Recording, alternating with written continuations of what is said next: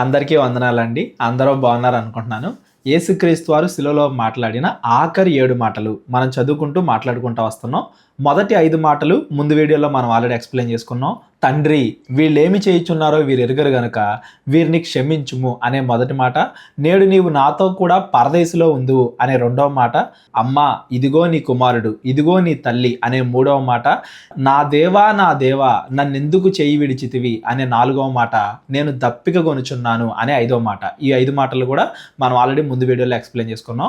ఈ రోజు మనం యేసుక్రీస్తు వారు శిలువలో పలికిన ఆఖరి 6, 7 ఈ 2 మాటలు కూడా మనం ఆలోచిద్దాం. అందరూ కూడా మీ చేతిలో ఉన్న బైబిల్స్ ఓపెన్ చేసినట్లయితే యోహాను సువార్త 19వ అధ్యాయము 30వ వచనం. యేసు ఆ చిరక పుచ్చుకొని సమాప్తమైనది అని చెప్పి తల వంచి ఆత్మను అప్పగించెను. యేసుక్రీస్తు వారు శిలువలో పలికిన 6వ మాట సమాప్తమైనది. దేనికి సమాప్తమైనది? ఏదో ఊరికే సమాప్తమైనది అని ఆయన చెప్పట్లేదండి. ఆ సమాప్తమైనది అని చెప్పే ముందు ఆయన ఏం చేస్తున్నాడంటే ఆ చేదు చిరక పుచ్చుకొని, మనం 5వ మాటలో మనం మాట్లాడుకున్నాం. యేసుక్రీస్తు వారు దాహంగా ఉన్నది, నాకు తాగడానికి నీళ్ళు ఇవ్వండి అని అడిగినప్పుడు అక్కడ కింద ఉండే సైనికులు ఏం చేస్తారంటే చేదు నీళ్లు యేసుక్రీస్తు వారికి తాగించాలి అని ఆ చేదు నీళ్లను ఒక స్పాంజ్లో తీసుకొచ్చి యేసుక్రీస్తు వారి నోటి దాకా పెడతారు. యేసుక్రీస్తు వారికి తెలుసు తను చనిపోబోతున్నాడని. కాసేపట్లో ఆయన చనిపోతాడు. చనిపోయే ముందు ఆయన చేదు నీళ్ళని తాగి చనిపోతున్నాడు. చూడండి, చేదు నీళ్లు తాగకుండా కూడా ఆయన చనిపోవచ్చు. తాగినా చనిపోతాడు, తాగకపోయినా చనిపోతాడు.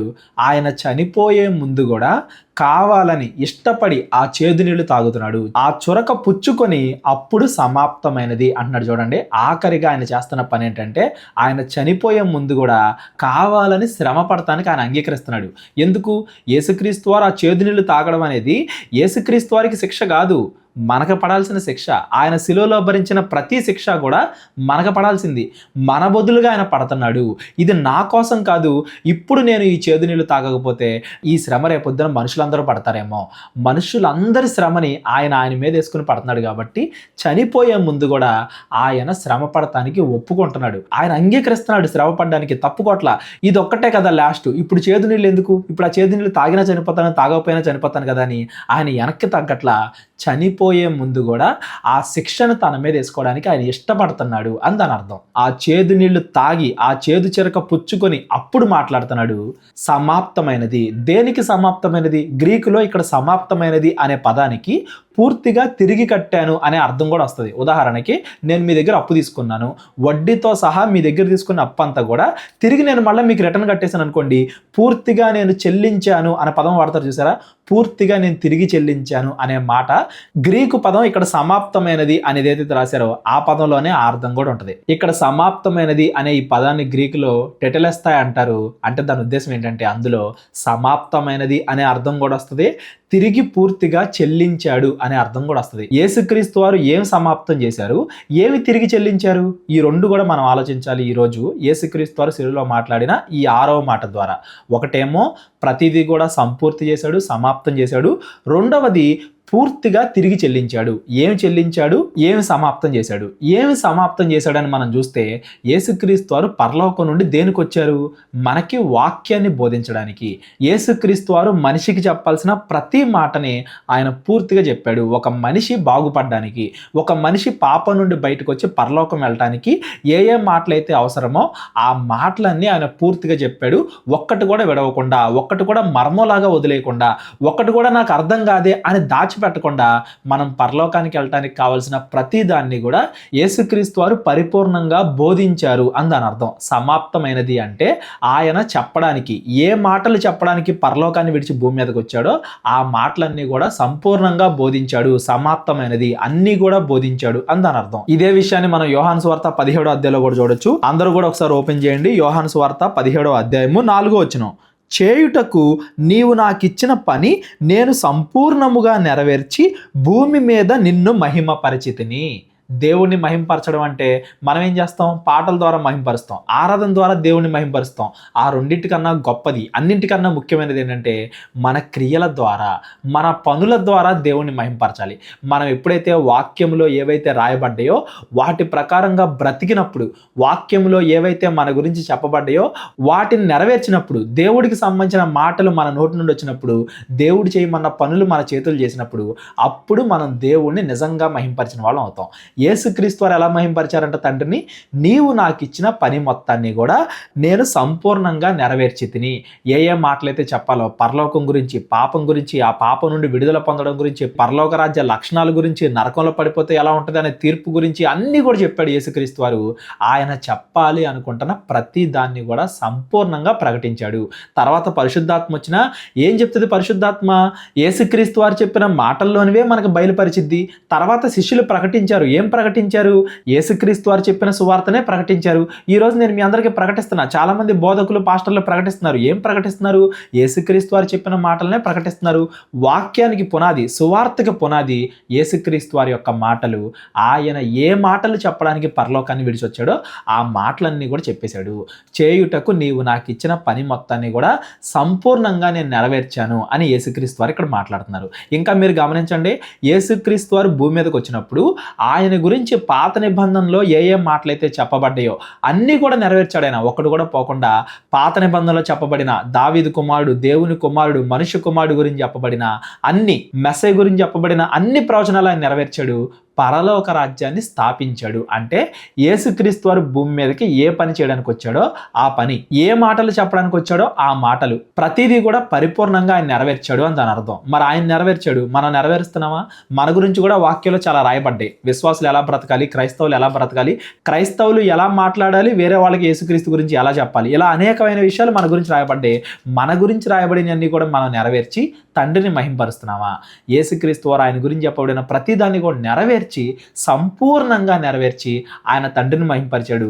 మనం కూడా అలాగే మహింపరుస్తున్నావా అనేది మొదటగా క్వశ్చన్ చేసుకోవాలి. ఇకపోతే యేసుక్రీస్తు వారు సమాప్తమైనది అనే మాటలో ఆయన భూమి మీదకి వచ్చి చేయాల్సిన పని మొత్తాన్ని కూడా సంపూర్ణం చేశాడు అనేది ఒకటి. ఇకపోతే ఇందా నేను ఇంకో చెప్పాను కదా, సమాప్తమైనది, ఈ టెటెలస్తాయి అనే పదంలో ఇంకో మీనింగ్ కూడా ఉందని. అదేంటిదంటే పూర్తిగా తిరిగి చెల్లించాడు, పూర్తిగా వెల తిరిగి చెల్లించాడు అని దాని అర్థం. యేసుక్రీస్తు వారు ఏం తిరిగి చెల్లించాడు? అప్పు తీర్చడం, తిరిగి పూర్తిగా అప్పు కట్టేయడం అనేది ఏ రకంగా సమాప్తమైంది? అసలు ఏ రకమైన అప్పు అనేది మనం ఆలోచించాలండి. ఇక్కడ యేసుక్రీస్తు వారు మాట్లాడుతుంది ఏంటంటే పాపం, ఆ పాపానికి తిరిగి చెల్లించాల్సిన వెల. ఇప్పుడు మనం పాపం చేసాం అనుకోండి, ఖచ్చితంగా మన మీదకి ఏం రావాలి? శ్రమ రావాలి, కష్టం రావాలి. పాత నిబంధన నుండి కూడా పాపానికి తగిన శిక్ష అని మనం మాట్లాడుకుంటూ ఉంటాం. అది ఇలా పెరిగి పెరిగి పెరిగి వెళ్ళిపోతే ఏమొస్తుంది? మరణం, నరకం వస్తుంది. దురాశ గర్భము ధరించి పాపమును కనగా పాపము పరిపక్వమే మరణమును కనును అని మనం చదువుకుంటాం. అంటే మనం చేసిన పాపాలకి తీర్పు ఎక్కడికి వెళ్ళిపోతుంది? ఆ పాపానికి తగిన శిక్ష మనం భరించాలి కదా. అంటే ఆ శిక్ష మనం భరించకుండా మన బదులుగా యేసుక్రీస్తు వారు భరిస్తున్నారు. ఇప్పుడు నేను అప్పు తీసుకున్నప్పుడు నేనే రిటర్న్ కట్టాలి. అలా నేను కట్టకుండా నా బదులు వేరే వాళ్ళు కడతాం. ఎలాగో నేను పాపం చేసినప్పుడు నేను దానికి శిక్ష అనుభవించకుండా నా బదులు వేరే వాళ్ళు శిక్ష అనుభవిస్తున్నారు. అదే యేసుక్రీస్తు వారు. నేను చేసిన ప్రతి పాపానికి ఎంతైతే నేను శిక్ష అనుభవించాలో అందులో కొంచెం కూడా పోకుండా ప్రతి శిక్షని ఆయన భరించాడు. అప్పు పూర్తిగా చెల్లించాడు. అంటే నాకు తగిన శిక్షని పూర్తిగా ఆయన అనుభవించాడు. ఫర్ ఎగ్జాంపుల్కి నేను చేసిన తప్పుకి నాకు 40 కొరడా దెబ్బలు పడాలి అంటే ఆయన 38 39 తిని 1 2 నువ్వు తిన్నా అంటలా, మొత్తం నాకు పడాల్సిన శిక్ష మొత్తం కూడా ఆయనే పొందాడు శిలువ మరణంలో. మనుషులందరి పాపాల గురించి ఒక్కటేసారి ఆయన శిలువలో బలయ్యాడు అనే దాంట్లో సమాప్తమైనది. ఒక శరీరం ఎంత తట్టుకోగలదో అంత తట్టుకున్నాడు ఆయన, అంతకంటే ఎక్కువే తట్టుకున్నాడు అనేది ఆ సమాప్తమైనది. ఇంకా నేను చేయాల్సిన పనంతా కూడా అయిపోయింది, ముగిసిపోయింది అనే అర్థంతో యేసుక్రీస్తు వారు మాట్లాడుతున్నారు. సమాప్తమైనది. పాత నిబంధనలో చేసిన తప్పుకి శిక్ష ఏంటి అనేది దేవుడు జంతువుల్ని చూపించి నేర్పించేవాడు. నేను తప్పు చేస్తే నా బదులు ఒక గొర్రె, మేకో, ఒక జంతువు చనిపోతుంది. ఏ తప్పు చేయని ఒక గొర్రె పిల్ల నా బదులు చనిపోతుంది. నేను పొందాల్సిన శిక్షనే అది పొందుతుంది అని ఆ జంతువుల ద్వారా దేవుడు చూపించడానికి ప్రయత్నం చేశాడు. కానీ మనం చదువుకుంటాం కదా, ఏ జంతు బలి కూడా పాపాన్ని తీయలేదు. పాపాలు పోవాలి అంటే పరిశుద్ధుడైన దేవుడు పరలోకం నుండి భూమి మీదకి వచ్చి ఒక్క తప్పు కూడా చేయకుండా బ్రతికి ఆయన మరణం పొందితేనే, పరిశుద్ధమైన ఒక వ్యక్తి, ఆ పరిశుద్ధమైన దేవుడు మరణం పొందితేనే మన పాపాలు కడగబడతాయి. ఇప్పుడు యేసుక్రీస్తు వారు మరణం పొందకుండా మీ పాపాలన్నీ కడిగివేయబడ్డాయి అని ఆయన అన్నాడు అనుకోండి, అప్పుడు ఆయన న్యాయవంతుడు అవడో. పాపం చేస్తే ఖచ్చితంగా ఏముండాలి? శిక్ష ఉండాలి, తీర్పు ఉండాలి.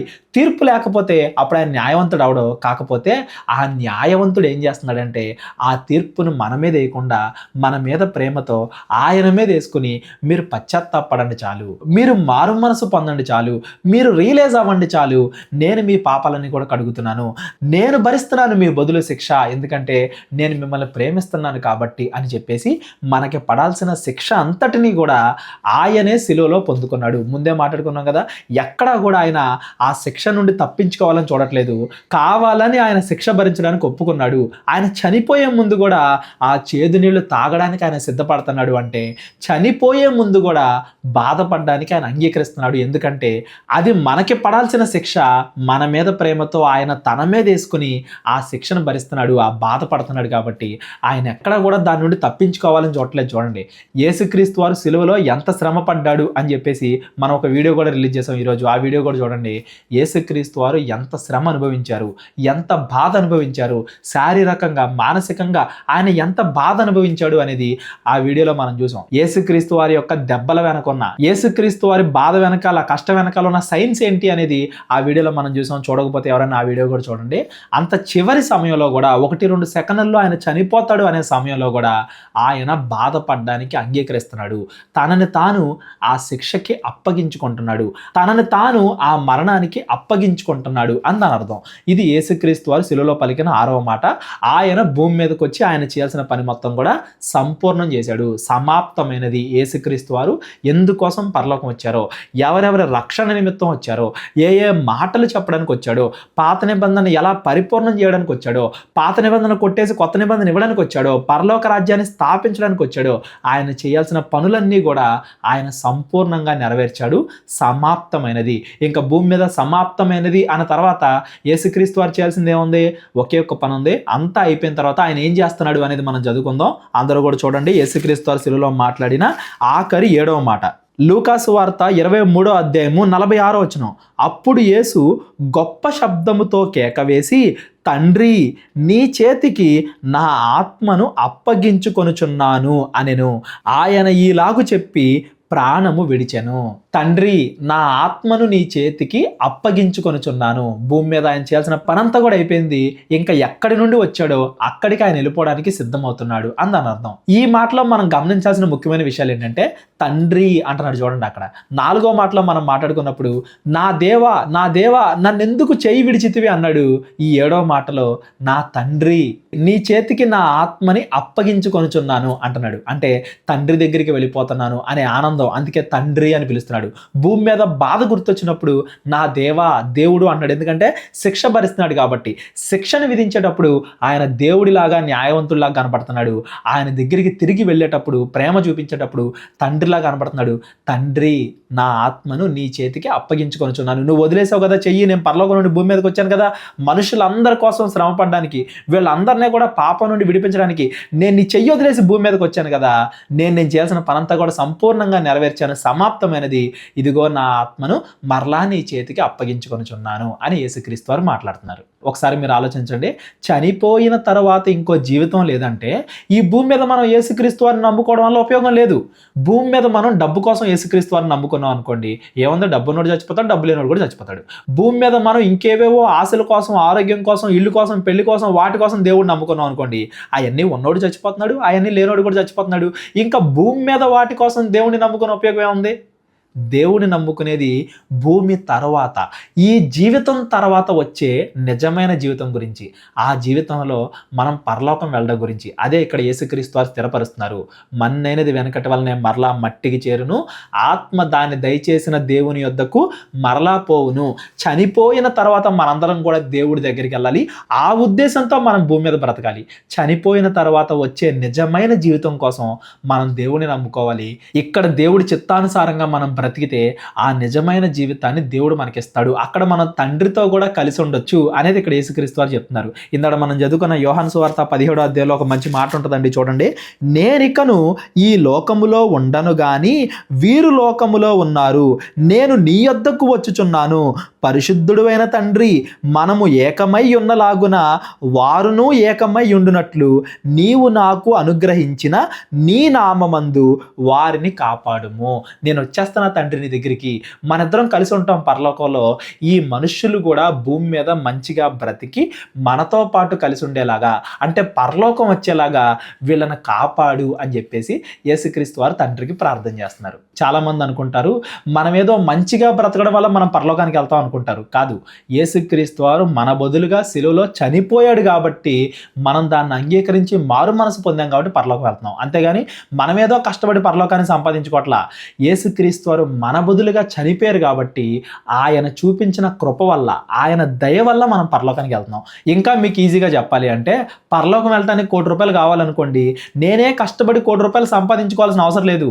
యేసుక్రీస్తు వారు శిలువ త్యాగం ద్వారా నాకు ₹1,00,00,000 ఇచ్చేశారు. నేను భూమి మీద ఇంకా చేయాల్సింది ఏంటంటే ఆ ₹1,00,00,000 పోగొట్టుకోకుండా జాగ్రత్తగా దాన్ని కాపాడుకోవాలి. ₹1,00,00,000 అంటే డబ్బుల విషయంలో ఎందుకు చెప్పానంటే, అలా చెబితేనే మీ అందరికీ అర్థమైంది కాబట్టి. ₹1,00,00,000 అనగానే డబ్బులని కాదు. యేసుక్రీస్తు వారు పరిశుద్ధతను మనకి దానంగా ఇచ్చారు. పరలోకం వెళ్ళటాన్ని, రక్షణ అనే దాన్ని ఉచితంగా మనకి ఇచ్చాడు ఆయన శిలువ మరణం ద్వారా. ఆయన ఉచితముగా మనకిచ్చిన రక్షణని మనం చివరి వరకు కాపాడుకోవాలి. ఎప్పుడైతే ఆయన ఇచ్చిన రక్షణలో మనం చివరి వరకు నిలుస్తామో, మారు మనసు పొందాం కదా, బాప్తిసం తీసుకున్నాం కదా, ఆయన మనకి ఉచితంగా ఇచ్చాడు రక్షణ. మనం కష్టపడి సంపాదించుకోవాలా. చిన్నప్పటి నుండి మనం ఏం పాపం చేయకుండా బతకలా. ఏదో ఒక పాపం చేసి ఆ రక్షణ అనేది మనం పోగొట్టుకున్నాం. ఆయన ఉచితంగా మనకి ఇచ్చాడు పరలోకానికి వెళ్ళే అవకాశం. ఉచితంగా మనకి ఇచ్చాడు ఆ రక్షణ. ఆ రక్షణని మనం పోగొట్టుకోకుండా, మధ్యలో దాన్ని మనం వ్యర్థంగా పోనీయకుండా, ఈ లోక ఆశల కోసం దాన్ని వ్యర్థం చేయకుండా, మన అంతం వరకు, చివరి వరకు మనం ఆ రక్షణని కాపాడుకుంటే అప్పుడు మనం పరలోకానికి వెళ్తాం. పరిశుద్ధత అనేది మనం ఏం పాపం చేయకుండా బతకడం వల్ల రాట్లా. పరిశుద్ధుడైన, ఏ పాపము చేయని యేసుక్రీస్తు వారు మన కొరకు శిలువలో చనిపోయాడు కాబట్టి ఆ పరిశుద్ధత మనకు ఆపాదించబడుతుంది. దాన్ని చివరి వరకు మనం కాపాడుకుంటే చాలు. ఆయన కృప వల్ల మనం పరలోకానికి వెళ్తున్నాం, మన కష్టం వల్ల కాదు.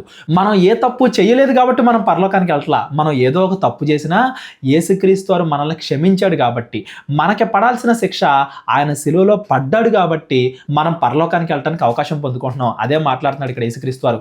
నేను వచ్చేస్తున్నా తండ్రి నీ దగ్గరికి, నేను వచ్చా నీ చెయ్యి విడిచి ఈ భూమి మీదకి వచ్చా వీళ్ళని రక్షించడానికి, నా పని మొత్తం నేను కంప్లీట్ చేశా, ఇక నేను వచ్చేస్తున్నా మరలా నీ దగ్గరికి. సమాప్తమైనది అంటే యేసుక్రీస్తు వారి పని సమాప్తమైనది, మన పని కాదు. ఆయన చేయాల్సిన పని ఆయన సంపూర్ణంగా పూర్తి చేశాడు. ఇక మన పని ఏంటంటే ఆ చివరి వరకు ఆ రక్షణలో మనం నడవడమే. చివరి వరకు ఆ రక్షణను మళ్ళా మనం కోల్పోకుండా కాపాడుకోవడమే. అట్లా మనం బ్రతికితే మనం కూడా తండ్రితో పాటు ఉంటాము. యేసుక్రీస్తు వారు తండ్రి పరలోకంలో కలిసి ఉన్నట్టుగా మనం కూడా వాళ్ళతో కలిసి ఉంటాము అని యేసుక్రీస్తు వారు ఇక్కడ మాట్లాడుతున్నారు. తండ్రి వీళ్ళని కాపాడు అంటున్నాడు. ఎలా కాపాడబడతాం మనం? ఆయన మనకి ఉచితంగా ఇచ్చిన ఆ రక్షణని, పరిశుద్ధతని చివరి వరకు మనం అలాగే అట్టి పెట్టుకుంటే, పాపంలో పడి ఆ రక్షణని వదిలేయకుండా మనం చివరి వరకు ఆ రక్షణలో నిలబడితే అప్పుడు మనం కాపాడబడతాం, తండ్రి దగ్గరికి వెళ్తాం. అది యేసుక్రీస్తు వారు మాట్లాడిన 7వ మాటలో ఉన్న భావం. తండ్రి నా ఆత్మను నీ చేతికి అప్పగించుకొనుచున్నాను. అప్పగిస్తున్నాడు అని చూడండి. అప్పగించడం అంటే ఏంటంటే ఆయన కావాలని మన కోసం ప్రాణం పెడుతున్నాడు అని దాని అర్థం. యేసుక్రీస్తు వారు దేవుడిని ఎవడన్నా చంపగలడా? ఆయన కావాలనుకుంటే శిలువలో ఉన్నప్పుడైనా కానీ దేవదూతలు వచ్చి అక్కడ ఉన్న వాళ్ళందరినీ చంపేస్తాయి. దేవదూతలు రావాల్సిన అవసరం కూడా లేదు. ఆయన అనుకుంటే చాలు, అందరూ చనిపోతారు, ఆయన మరలా మంచిగా ఆరోగ్యంగా తయారైపోతాడు. పరలోకంలో ఎలా అయితే దేవుడు ఉన్నాడో అలాగే ఆయన వెళ్ళిపోవచ్చు. యేసుక్రీస్తు అలా కోరుకోవాలా. ఆయన కావాలని మన కోసం ప్రాణం పెట్టాడు. అందరూ ఒకసారి చూడండి, యోహాను సువార్త 10వ అధ్యాయము 18వ వచనం. ఎవడును నా ప్రాణమును తీసుకొనడు, నా అంతట నేనే దాన్ని పెట్టుచున్నాను. దాన్ని పెట్టుటకు నాకు అధికారము గలదు, దాన్ని తిరిగి తీసుకొనుటకు నాకు అధికారము కలదు. నా తండ్రి వలన ఈ ఆజ్ఞ పొందితిని అనెను. యేసుక్రీస్తు వారి ప్రాణాన్ని ఎవరో తీయాలనే ప్రయత్నం చేస్తే, ఎవరో రకరకాల ప్లాన్స్ వేస్తే ఆయన చంపలా. ఆయన ఒప్పుకున్నాడు కాబట్టి, ఆయన కావాలని అంగీకరించాడు కాబట్టి, నేను చనిపోతాను అని ఆయన అంగీకరించాడు కాబట్టి, ఆయన ఒప్పుకున్నాడు కాబట్టి ఆయన చనిపోయాడు. ఆయన ఇష్టానుసారంగా మన బదులు ఆయన శ్రమ పడటానికి ఆయన ఒప్పుకుంటున్నాడు. మన బదులు ఆయన చనిపోవడానికి ఆయన ఒప్పుకుంటున్నాడు. ఆయన కావాలని మన కోసం ప్రాణం పెట్టాడే కానీ, తండ్రి ఇదిగో నా ఆత్మని నీకు అప్పగించుకొనుచున్నా అని అప్పుడు కూడా ఆయన పర్మిషన్ ఉంది కాబట్టి ఆయన భూమి మీద చనిపోయాడు.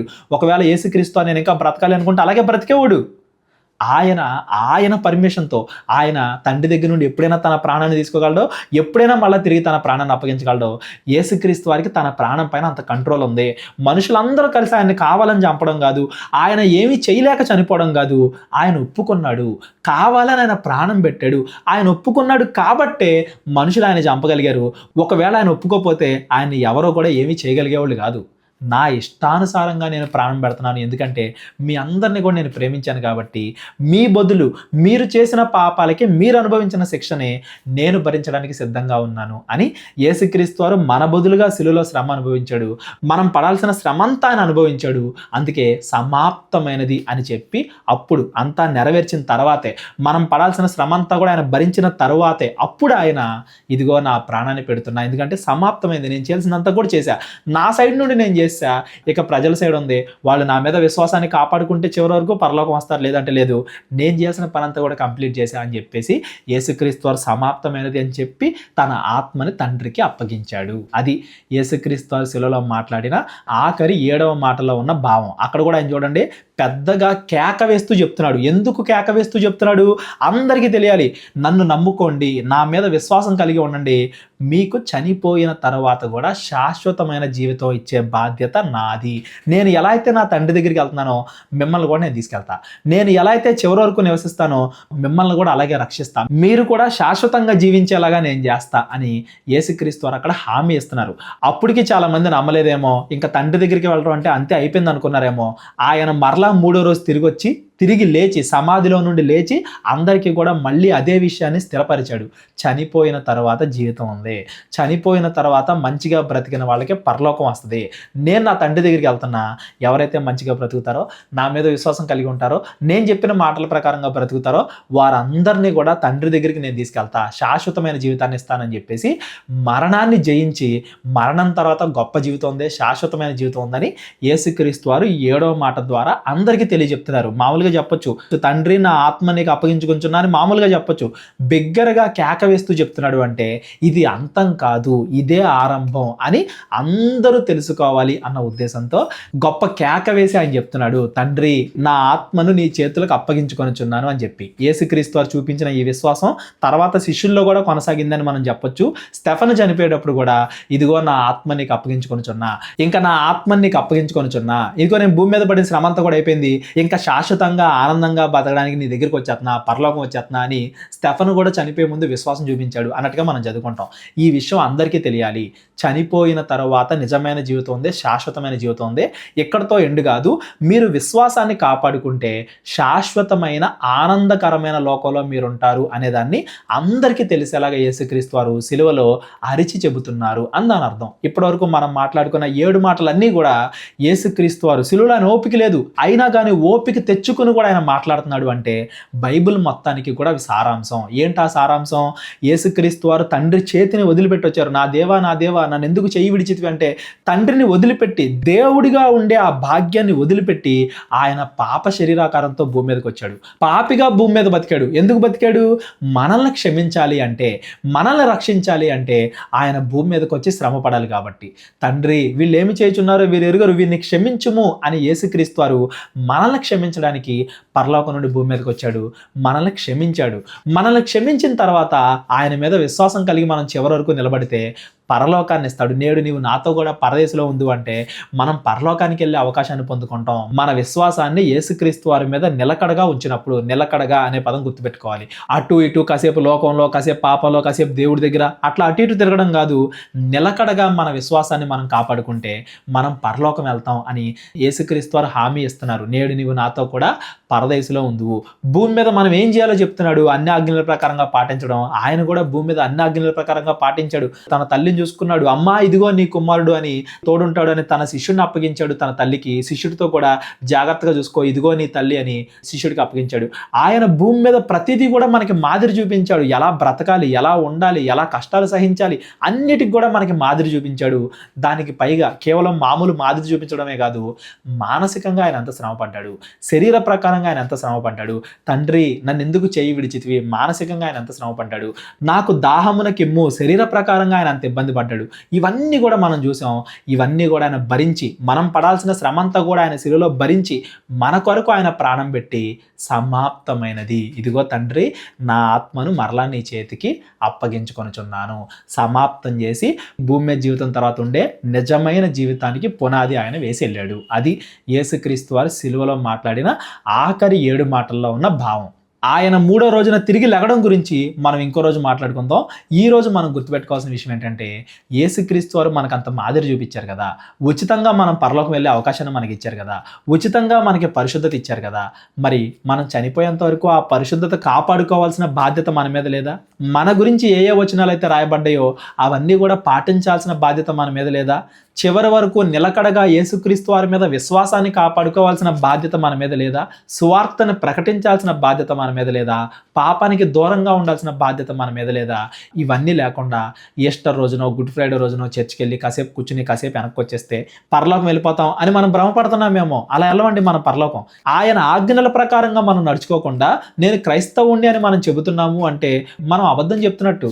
దేవుడు మనకి ఇచ్చిన ఈ బైబిల్ మొత్తాన్ని కూడా చదవకుండా అర్థం చేసుకోకుండా దాన్ని పాటించడానికి ప్రయత్నించకుండా ఉండి క్రైస్తవులు అని మనం పేరు చెప్పుకుంటే మనం అబద్ధం చెప్తున్నట్టు. అప్పుడు నిజంగా దేవుడిని నమ్ముకున్నట్టుగా నరకానికి వెళ్ళిపోతాం. కొంతమంది అనుకుంటూ ఉంటారు క్రిస్మస్కో న్యూ ఇయర్కో గుడ్ ఫ్రైడేకో వెళ్ళి చర్చిలో కాసేపు కనబడి కొత్త బట్టలు వేసుకుని ఎక్కడైనా కానీ నేను క్రైస్తవుని అని రాసుకుని అలా ఉంటే పరలోకం వెళ్ళిపోతాను అనుకుంటారు. పరలోకం అట్లా వెళ్ళవండి మనం.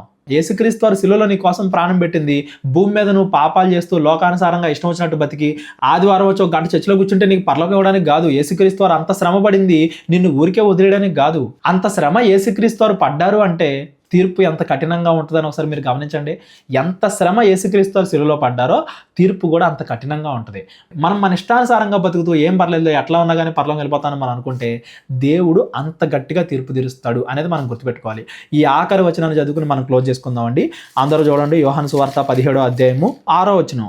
ఈ లోకము నుండి నీవు నాకు అనుగ్రహించిన మనుషులకు నీ నామమును ప్రత్యక్షపరిచితిని, వారు నీ వారయ్యుండిరి, నీవు వారిని నాకు అనుగ్రహించితివి, వారు నీ వాక్యము గైకొని ఉన్నారు, నీవు నాకు అనుగ్రహించిన మాటలు నేను వారికి ఇచ్చి ఉన్నాను, వారా మాటలను అంగీకరించి నేను నీ యొద్ద నుండి బయలుదేరి వచ్చి తినని నిజముగా ఎరిగి నీవు నన్ను పంపితివి అని నమ్మిరి గనుక నీవు నాకు అనుగ్రహించినవన్నీయు నీ వలననే కలిగినవి అని వారిప్పుడు ఎరిగి ఉన్నారు, నేను వారి కొరకు ప్రార్థించుచున్నాను. యేసుక్రీస్తు వారు ఎవరి కోసం ప్రార్థిస్తున్నారు? ఎవరి కోసం ప్రాణం పెడుతున్నారు?